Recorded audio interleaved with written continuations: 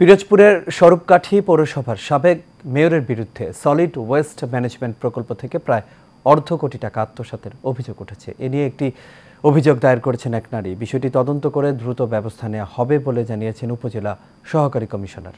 গোলাম মোস্তফার তথ্য ছবিতে আরও জানাচ্ছেন রাশেদ আকন।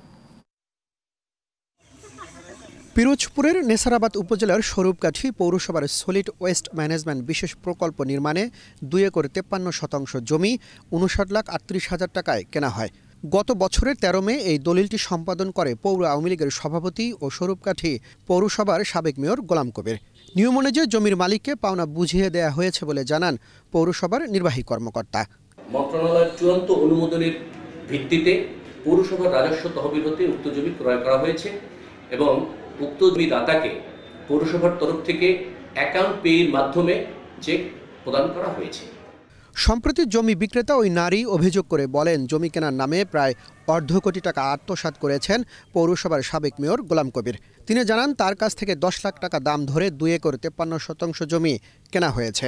গোলাম কবিরের কাছে আমি জায়গা বিক্রি করছি, 10 লাখ টাকা বিক্রি করছি, ভাঙ্গে ভাঙ্গে আমারে টাকা দিছে। দলিলে যাইয়ে দেখি 59,38,000 টাকা।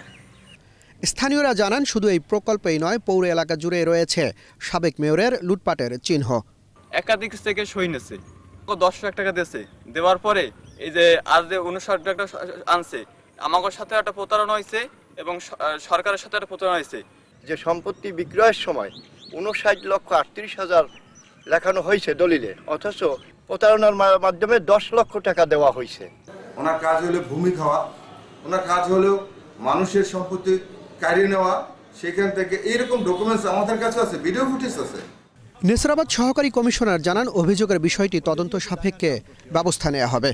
উনি আমার কাছে অভিযোগটা দিয়ে গেছেন, আমি আমার ঊর্ধ্বতন কর্তৃপক্ষকে অবহিতও করেছি। আর আমরা তদন্ত সাপেক্ষে পরবর্তী ব্যবস্থা গ্রহণের চেষ্টা করব। সরকারি অর্থ আত্মসাৎ ও লুটপাটের ঘটনায় ওই মেয়রের কঠোর শাস্তির দাবি জানান এলাকাবাসী। Rashed Akon, Asian television.